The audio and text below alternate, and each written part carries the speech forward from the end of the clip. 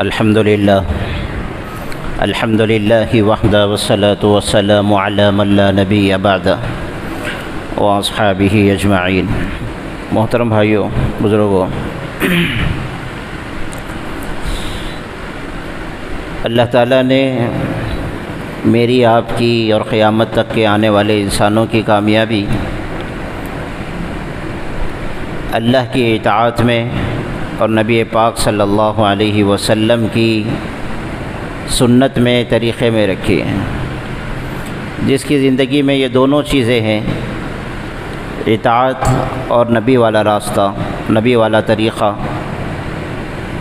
تو وہ ہر قدم قدم پر کامیابی اس کے قدم چومے گی، اور جس کی زندگی اس رخ سے ہٹ کر گزرے گی وہ دونوں جگہ دنیا میں بھی ناکام ہوگا اور آخرت میں ہمیشہ ہمیشہ کی ناکامی اس کے مقدر میں ہوگی۔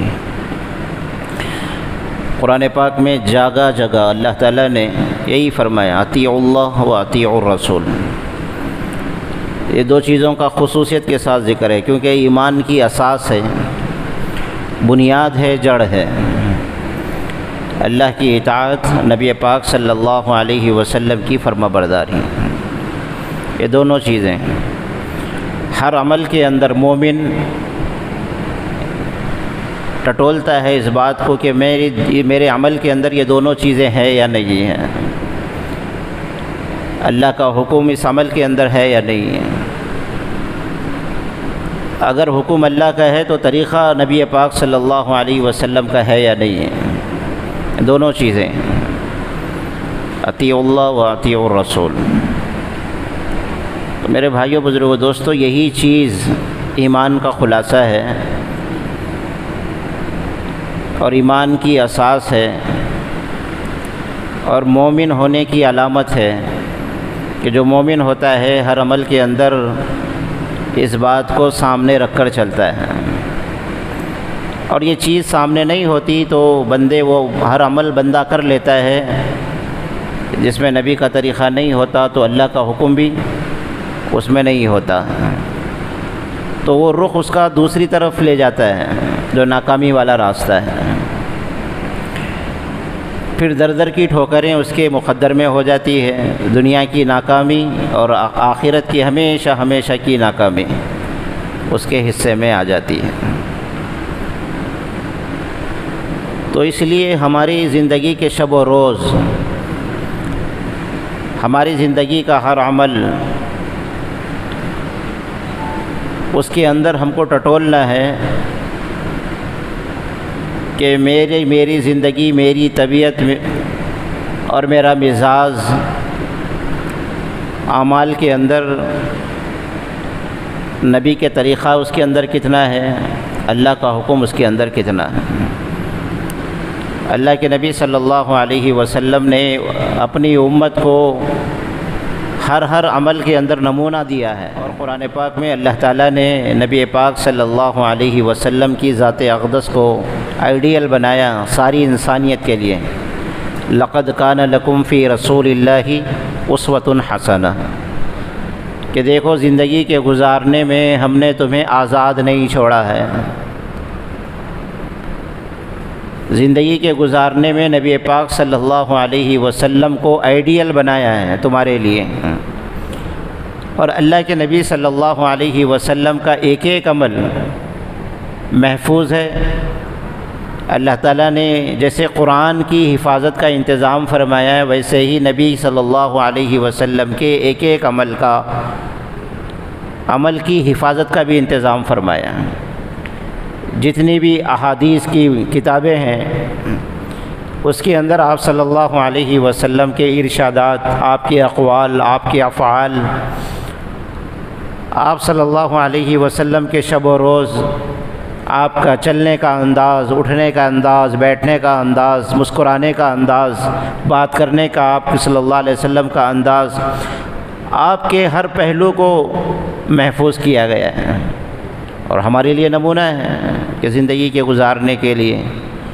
آج لوگ دنیا کے اندر ہر کامیاب آدمی کو آئیڈیل بناتے ہیں، کوئی ناچنے والوں کو آئیڈیل بنا رہا ہے، کوئی کرکٹر کھلاڑیوں کو آئیڈیل بناتا ہے، کوئی گانے والوں کو آئیڈیل بنا رہا ہے، کوئی سیاستداں کو آئیڈیل بناتا ہے کہ میں اس راستے سے کامیاب ہو جاؤں۔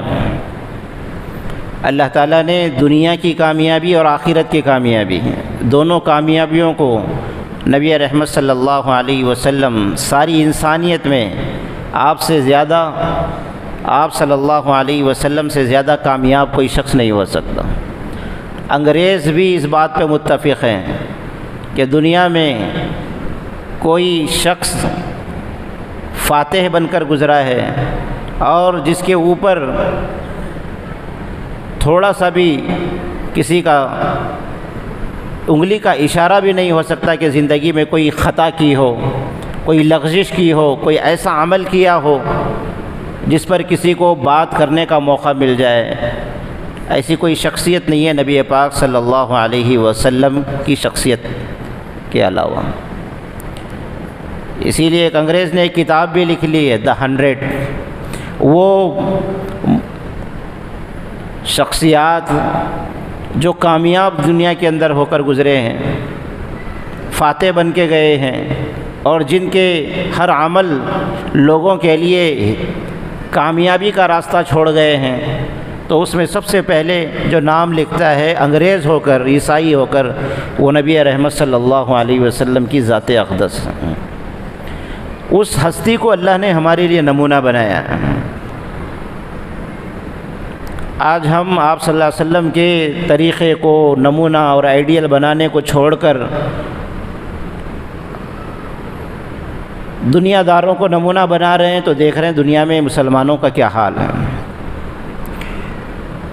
صحابہ اکرام رضوان اللہ تعالی علیہ مجمعین نبی پاک صلی اللہ علیہ وسلم کی ایک ایک سنت کو دنیا کی ساری چیزوں سے زیادہ اہمیت دیتے تھے۔ دنیا کے اندر سب سے قیمتی شے اگر صحابہ کے نزدیک کوئی تھی تو وہ اللہ کے نبی صلی اللہ علیہ وسلم کے اعمال تھے۔ اسی لیے فارس گئے ہیں تو اس کے ایوانوں میں بیٹھ کر بھی، ایران گئے ہیں تو وہاں پر بھی صحابہ اکرام رضوان اللہ تعالی علیہ مجمعین نبی پاک صلی اللہ علیہ وسلم کے عمل کو نمونہ بنائے تھے۔ حذیفہ ابن یمان رضی اللہ عنہ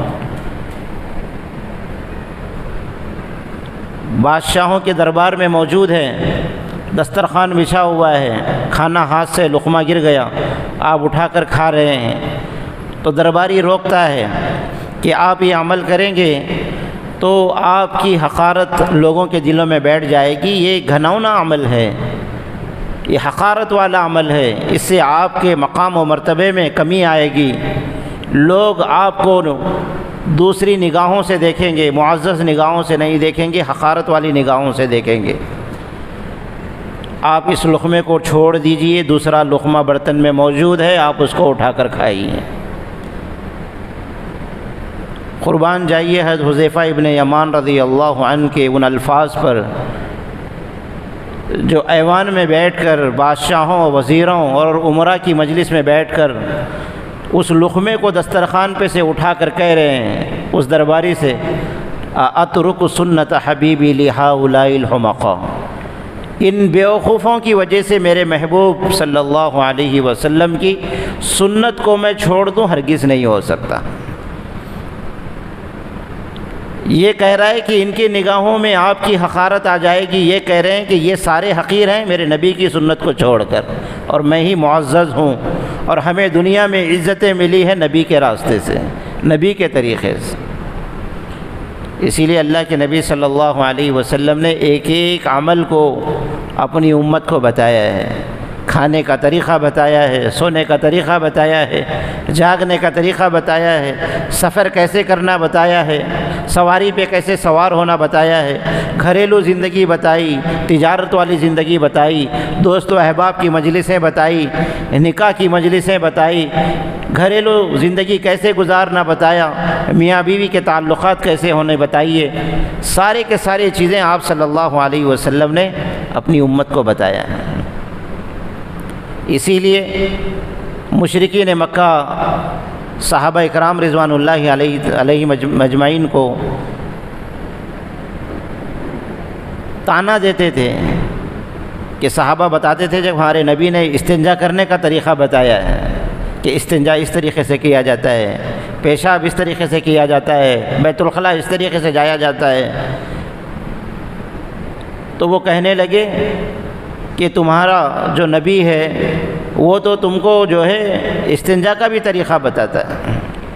تو حقارت کے ساتھ یہ لفظ کہہ رہے ہیں، تو صحابہ فخر سے کہہ رہے ہیں کہ ہاں ہمارے اللہ کے نبی صلی اللہ علیہ وسلم نے ہمیں انسانوں والی زندگی بتائی ہے، جانوروں والی زندگی نہیں بتائی، کہ انسان میں اور جانور میں فرق ہونا چاہیے، کہ استنجا انسان کے کرنے کا طریقہ اور ہے، جانور کے کرنے کا طریقہ اور ہے۔ آج مہذب لوگ کیا ہیں، جانوروں کے طریقے کو اپنا کر اپنے آپ کو تہذیب کے دلدادہ کہہ رہے ہیں، کھڑے ہو کر پیشاب کرنے کو فیشن سمجھا جا رہا ہے۔ تو یہ نبی پاک صلی اللہ علیہ وسلم نے جو دین ہمیں دیا ہے وہ انسانیت والا دین ہے، تہذیب والا دین ہے، اور یہیں تک نہیں بلکہ اس پر اجر بھی بتایا کہ ہمارا سونا، ہمارا جاگنا، ہمارا اٹھنا، ہمارا بیٹھنا، ہمارا استنجا سے فارغ ہونا، یہ سارے کے سارے چیزوں میں اللہ کے نبی صلی اللہ علیہ وسلم نے فرمایا یہ دین بنے گا اور اس پر تمہیں اجر بھی ملے گا۔ انسانی فطرت ہے جاگنا، سونا، کھانا پینا، ضروریات زندگی کو پورا کرنا، اگر اس میں نبی کا طریقہ ہے تو فرمایا کہ یہ بھی عبادت ہے۔ سو رہے ہیں نبی کے طریقے پر، یہ سونا عبادت بن رہا ہے، جاگ رہے ہیں نبی کے طریقے پر، یہ جاگنا عبادت ہے، تجارت کر رہے ہیں نبی کے طریقے پر، وہ تجارت کرنا یہ بھی عبادت ہے۔ تو ساری کا سارا عمل، جتنے بھی انسانی ضرورتیں ہیں، اگر اس کو ہم نبی کے طریقے کے مطابق کر رہے ہیں تو یہ ہماری دنیا کی ضرورتوں کے پورا ہونے کے ساتھ ساتھ ہمارے لیے آخرت کے بننے کا ذریعہ اور عبادت کا یہ ذریعہ بنتا ہے۔ اسی لیے کہ اللہ والے فرماتے ہیں دین بڑی مشقتوں کا نام نہیں ہے، صرف زاویہ نگاہ کو بدلنے کا نام دین ہے۔ زاویہ نگاہ کو بدلنے کا نام دین ہے۔ بچے سے محبت کرتے ہیں، اس کو بوسہ لیتے ہیں روزانہ ہم گھر میں، لیکن صرف یہ نیت ہماری ہو جائے کہ اللہ کے نبی نے فرمایا کہ اپنے بچے کو بوسہ لینے پر بھی اس کو اجر و ثواب ملتا ہے، تو یہ نیت کے ساتھ لے رہا ہے تو یہ اس کا اپنی فطرت کی وجہ سے نہیں، نبی کی سنت سمجھ کر اس کو عمل کو کر رہا ہے، تو یہ اس کا دین بن رہا ہے۔ کیا تبدیلی آئی ہے؟ صرف زاویہ نگاہ بدلا ہے، سوچنے کا طرز اور انداز بدلا ہے کہ میرے نبی نے اس عمل پر یہ بتایا۔ یتیم کے سر پہ ہم ہاتھ پھیرتے ہیں شفقت کی وجہ سے، اپنے رشتہ داروں میں، اپنے گھرانوں میں ہوتے ہیں، لیکن اس وقت یہ نیت ہو جاوے کہ میرے نبی نے فرمایا کہ یتیم کے سر پہ شفقت کا ہاتھ پھیرنے سے جتنے بال سر کے نیچے ہوتے ہیں، ہتھیلی کے نیچے آ جاتے ہیں، اتنی نیکیاں اس کے نام اعمال میں مل جاتی ہے۔ اللہ کے نبی نے ہاتھ پھیرا ہے یتیم کے سر پر، اس لیے میں بھی پھیر رہا ہوں، تو اس کا وہ ہاتھ پھیرنا اس کے لیے ثواب کا ذریعہ بنتا ہے۔ اسی لیے مجدد الفسانی رحمۃ اللہ علیہ سنت کی اہمیت کو بتاتے ہیں کہ نبی کے طریقے کو زندگی میں لانے کی کتنی بڑی اہمیت ہے۔ فرماتے ہیں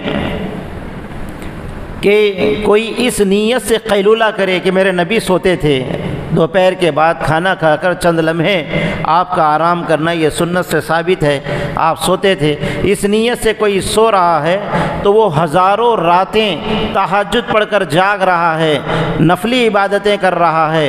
فرمایا کہ یہ جو اس کا قیلولہ کرنا ہے وہ ہزاروں راتوں پر بھاری ہے۔ کیوں؟ کیونکہ یہ سنت سمجھ کر اس کو کر رہا ہے، اور وہ جتنے بھی عمل راتوں میں جاگ رہا ہے وہ نفلی عبادتیں کر رہا ہے، لیکن فرمایا کہ مستحب عمل اور سنت والے عمل کے اندر کتنا فرق ہوتا ہے، کیا وزن اس کے اندر ہوتا ہے۔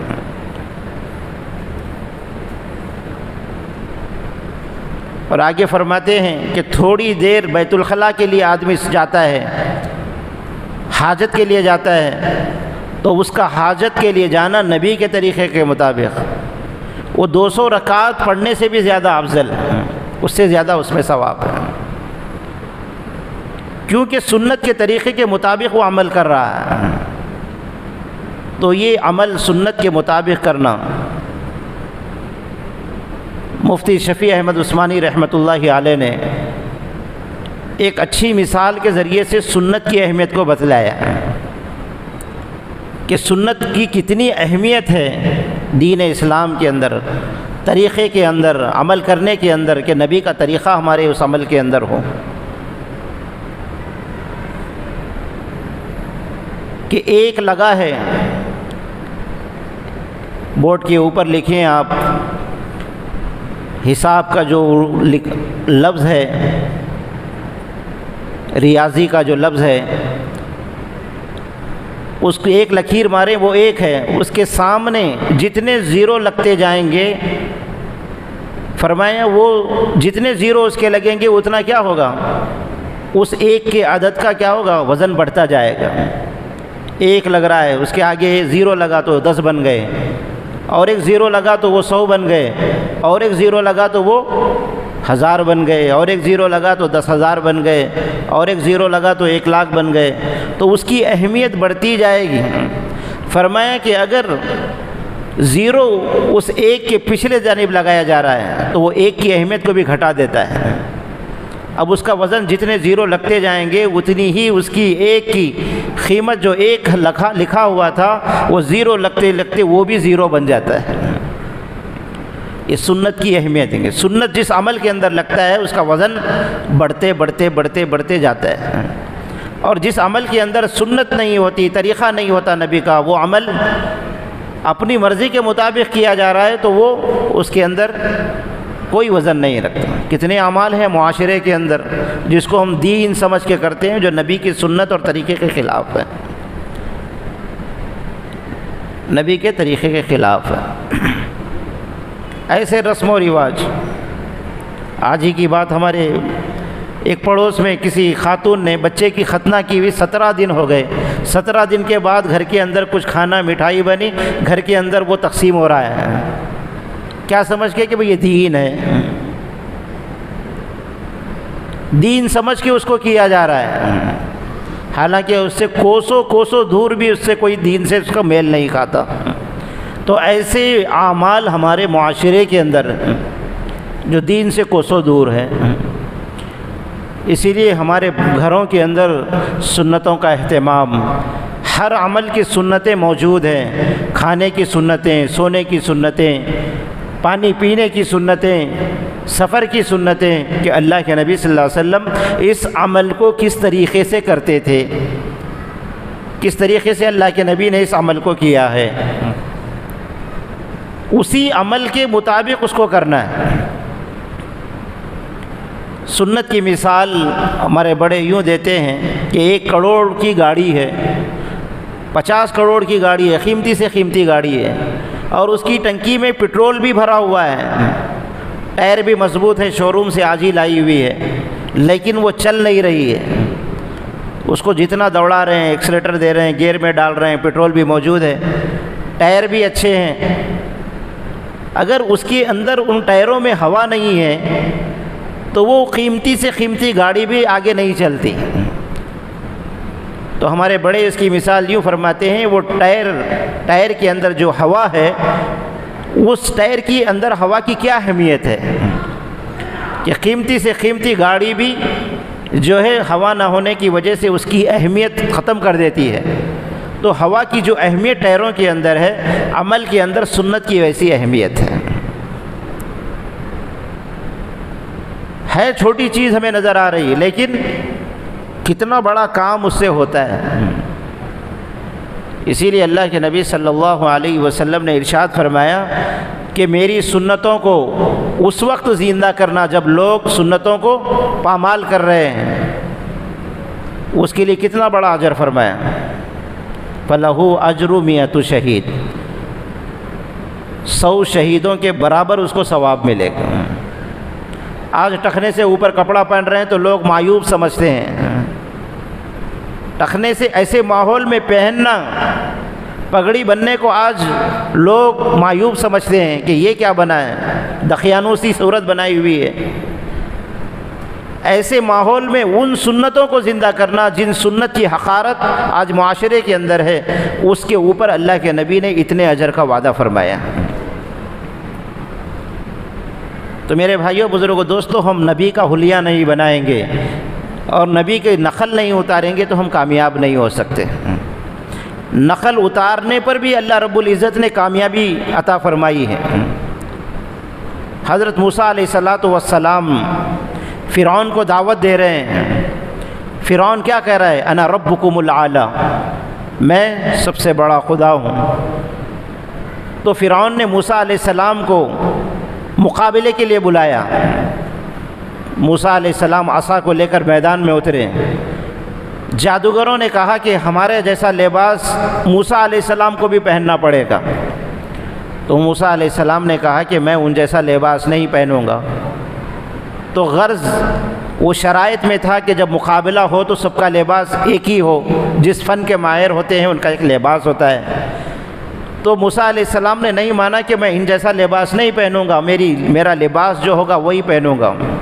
جو 2 چادریں آپ کے اوپر تھیں ان کا لباس جداگانہ تھا۔ تو فرعون نے کہا کہ یہ تو اپنا لباس تبدیل نہیں کریں گے، تم کیا کرو، تم کیا چاہتے ہو؟ تو انہوں نے کہا کہ شرائط تو یہی ہے کہ سب کا لباس ایک ہو، ہم ان جیسا لباس پہننے کو تیار ہیں۔ کس کی نقل؟ موسیٰ علیہ السلام کا جیسا لباس سارے کے سارے جادوگر پہنے۔ جب اللہ تعالیٰ نے وہاں پر میدان میں مقابلہ آرائی ہوئی تو ادھر سے عصا ڈالتے ہیں تو بڑا اژدھا بنتا ہے، اور وہ جتنے بھی جادوگر ہیں وہ اپنے جوہر دکھاتے ہیں، اور وہ سانپ بچھو بن رہے ہیں، بڑے بڑے سانپ بنے ہوئے ہیں۔ تو یہ سارے اژدھا سارے سانپوں کو کھا گیا۔ تو سمجھ گئے کہ جادو نہیں، یہ کوئی معجزہ ہے اور یہ اللہ کا پیغمبر ہے۔ یہ اگر چیز ہوتی انسان کی جادو سے ہوتی تو یہ آج ہم ان کو ہرا دیتے۔ یہ جادو نہیں ہے، کوئی حقیقت ہے، کوئی اللہ ہے جس کی یہ طاقت ہے کہ یہ عصا اژدھا بن جاتا ہے۔ تو جو نقل موسیٰ علیہ السلام کی لباس کی ان جادوگروں نے کی تھی، اس نقل اتارنے پر اللہ تعالیٰ نے ان ساروں کو ایمان نصیب فرمایا۔ نقل کی کتنی بڑی اہمیت ہوتی ہے کہ موسیٰ علیہ السلام جیسا لباس پہنا، ان جیسی ادائیں اختیار کی تو اللہ تعالیٰ نے ان جیسا ایمان اللہ تعالیٰ نے ان لوگوں کو بھی نصیب فرمایا۔ اسی لیے ہم کو اللہ کے نبی صلی اللہ علیہ وسلم سے سچی محبت ہے، تو محبت کی علامت اطاعت ہے۔ قل ان کنتم تحبون اللہ فاتبعونی یحببکم اللہ، کہ محبت ہے تو نبی کی نقل اتارو، محبت ہے تو نبی جیسا حلیہ کرو، نبی سے محبت ہے تو نبی جیسے اعمال کرو۔ اسی لیے صحابہ اکرام رضوان اللہ تعالی علیہ مجمعین ہر عمل کے اندر نبی کے طریقے کو ڈھونڈتے تھے۔ حضرت عبداللہ ابن عمر رضی اللہ عنہ ایک راستے سے گزر رہے ہیں، ساتھ میں آپ کے رفقا بھی ہیں۔ آپ چلتے چلتے اونٹ سے نیچے اترے اور ایک جھاڑی میں جا کر آپ بیٹھ گئے، جیسے استنجا کو بیٹھ جاتے ہیں۔ آپ کے رفقا ساتھ میں ہیں، تھوڑی دیر کے بعد لوٹ کر آئے تو پوچھا کہ آپ نے کیا استنجا یہاں پر کیا ہے؟ تو آپ نے فرمایا مجھے استنجا کی حاجت نہیں ہوئی۔ تو پھر آپ یہاں پر جا کر کیوں بیٹھے؟ فرمایا کہ میں نبی پاک صلی اللہ علیہ وسلم کے ساتھ سفر میں جا رہا تھا اور اس جھاڑی کے پاس سے میرا گزر ہوا تو میں نے میرے نبی صلی اللہ علیہ وسلم کو میں نے استنجا یہاں کرتے ہوئے دیکھا، تو جاتے ہوئے میرا دل گوارا نہیں کیا کہ میں یہاں سے گزر جاؤں اور نبی جیسا عمل نہ کروں۔ ضرورت نہیں تھی استنجا کی، لیکن وہاں پر بیٹھ کر آئے کہ میں بھی نبی پاک صلی اللہ علیہ وسلم جیسا عمل کر کے آگے چل پڑوں۔ یہ صحابہ اکرام رضوان اللہ تعالی علیہ مجمعین کے زندگی تھی کہ ہر قدم پر اللہ کے نبی صلی اللہ علیہ وسلم کو نمونہ بنایا۔ تو میرے بھائیوں، بزرگوں، دوستو، ہم اس نمونے کو چھوڑ کر نبی پاک صلی اللہ علیہ وسلم کی آئیڈیل والی زندگی کو چھوڑ کر ہم دنیا میں کامیاب نہیں ہو سکتے۔ اہل اللہ فرماتے ہیں کہ یہ جتنے بھی مغربی ممالک ہیں جہاں پر گورے آج ترقی کے عروج پہ ہیں، ترقی ان کے قدم چوم رہی ہے، تو اس کی وجہ یہی ہے کہ انہوں نے ایمان تو قبول نہیں کیا لیکن نبی کی ساری سنتوں کو لیا۔ ریسرچ کر رہے ہیں کہ بھئی یہ کیوں کہا گیا، گردن کا مسح کیوں ہے، سر کا مسح کیوں ہے، ہاتھوں پیر کیوں دھونا ہے، ختنہ کیوں کرنا ہے، ساری چیزوں پہ ریسرچ ہو رہی ہے، اور اس کے فائدے ان کو محسوس ہو رہے ہیں۔ ایمان کو چھوڑ کر ساری چیزیں، ساری نبی کے طریقے ان کی زندگی کے اندر، لباس ایسا پہن رہے ہیں جو نبی پاک صلی اللہ علیہ وسلم کے طریقے کے مطابق تھا، تجارتیں معلوم کر کے کر رہے ہیں۔ ایک اہل علم سے تو میں یہ سنا کہ ایک بہت بڑی کتاب ہے حجت اللہ البالغہ، وہ کتاب بھی انگریز پڑھ رہے ہیں، اس کا انگریزی میں ٹرانسلیشن کر کے، اور اسی سے وہ تحقیق کر کے نئی نئی چیزیں بنا رہے ہیں۔ آج وہ ترقی کے عروج پہ ہیں، وجہ یہی ہے کہ ایمان کے علاوہ ساری نبی کی سنتیں ان کے پاس موجود ہیں۔ راستے چلنے کے آداب ان کو معلوم ہے۔ ہمارے پاس دیکھیں، ہمارے پاس کس طریقے سے ہم راستہ چلتے ہیں، سواریوں کا کیا نظم ہمارے پاس ہے۔ آپ فارن کنٹری میں جائیں، اس ملک سے ہٹ کر دوسرے ملک میں جا کر دیکھیں کہ ان کے اندر کیسا نظم و ضبط ہے، اور کیسا ان کے اندر سلیقہ مندی ان کے اندر ہے۔ ہمارا بھی سفر ہوا تھا 2007 میں افریقہ کا، ساری روڈ کھلی ہوئی ہے، کسی کی مجال نہیں کہ جو ہے لائن سے ہٹ کر ہارن بجاتا ہوا آگے نکل جائے۔ ہارن بجانے پر بے وجہ وہاں پر چالن پڑتا ہے، جرمانہ دینا پڑتا ہے کہ بھئی تو نے ہارن کیوں یہاں مارا ہے۔ ہم کتنا ہارن مارتے ہوئے جاتے ہیں، اور اپنا جو راستہ ہے اس سے ہٹ کے بازو سے نہیں جاتے، قطار گھنٹوں لگی قطار وہیں ٹھہریں گے، لیکن بازو سے راستہ بنتا بھی ہے تو بنا کے نہیں جاتے۔ ایسا ڈسپلین ان کے اندر ہے، سلیقہ مندی ان کے اندر ہے۔ یہ ساری چیزیں کہاں سے لیے ہیں؟ نبی کے طریقے سے لیے ہیں۔ اسی لیے آج وہ ترقی کی انتہا پہ ہیں۔ آج ہم نبی کے طریقے کو چھوڑ کر، نبی کی سنتوں کو چھوڑ کر، ایمان موجود ہے لیکن طریقہ نبی کا زندگی میں نہیں ہے۔ اسی لیے غیر بھی آج کہہ رہے ہیں کفر پر ہے، لیکن ان کو بھی سمجھ میں آتا ہے۔ کیا کہہ رہے ہیں کہ یہ دنیا کا جو نظام کب درست ہوگا؟ ایک غیر مسلم کا کہنا ہے کہ جب مسلمان بنے گا ساری دنیا کے اندر امن و امان ہوگا۔ مسلمان جب تک مسلمان نہیں بنے گا دنیا کے اندر امن و امان نہیں ہوگا۔ اسی لیے اللہ کے نبی صلی اللہ علیہ وسلم نے بتایا ہے اسلام کیا ہے اور اسلامی اعمال کیا ہے۔ المسلم من سلم المسلمون من لسانہ و یدہ۔ مسلمان صرف نام کی چیز کا نام نہیں ہے کہ مسلمان نام رکھ لیے مسلمان ہے۔ مسلمان کے صفات بھی بتائے اللہ کے نبی نے۔ المسلم، مسلمان وہ ہے، کون ہے؟ ڈاکٹر کون ہے؟ انجینئر کون ہے؟ اس کے کام آگے بتائے جاتے ہیں۔ ڈاکٹر کا کام یہ ہوتا ہے، انجینئر کا کام یہ ہوتا ہے۔ مسلمان کون ہے؟ مسلمان کے کام یہ ہیں، اللہ کے نبی نے بتایا۔ المسلم، کون ہے مسلمان؟ من سلم المسلمون من لسانہ و یدہ، کہ اپنی زبان اور ہاتھ و پیر سے دوسرے کو تکلیف نہ دے۔ دو چیزوں کا ذکر کر کے سارے جسم کا ذکر کر دیا، زبان کا، آنکھ کا، ہاتھ و پیر کا، آنکھوں کے اشاروں کا، ساری چیزوں کا اس کے اندر مقید کر کے رکھ دیا کہ وہ ساری چیزیں اس کے اندر آ گئی، تو مسلمان اس کا نام ہے۔ تو اس لیے میرے بھائیوں، بزرگوں، دوستو، ہم مسلمان ہیں تو ہماری زندگی کے شب و روز دیکھیں۔ میں تجارت کر رہا ہوں تو تجارت کا طریقہ کیا ہے؟ نبی نے تجارت کی ہے تو کس طریقے سے تجارت کی ہے؟ آپ صلی اللہ علیہ وسلم جاگے ہیں تو جاگنے کا کیا کیا طریقہ ہے؟ سوئے ہیں تو کس طریقے سے سوئے ہیں؟ کھائے ہیں تو کھانے کا کیا کیا انداز ہے؟ دسترخوان اٹھائے ہیں تو دسترخوان اٹھانے کا کیا انداز ہے؟ یہ ساری چیزیں حدیث کی کتابوں میں موجود ہیں۔ اسی لیے ہم کو معلوم کرنا، ہمارے گھروں کے اندر کتابوں میں کتابیں پڑھی جائیں سنت کے مطابق، کہ ہر عمل کے اندر سنت ہو۔ وضو کی سنتیں بتائی گئی ہیں، وضو کرنا نہیں، وضو کس طریقے سے کرنا ہے، سونا ہے تو کس طریقے سے سونا ہے، جاگنا ہے تو کیسے جاگنا ہے۔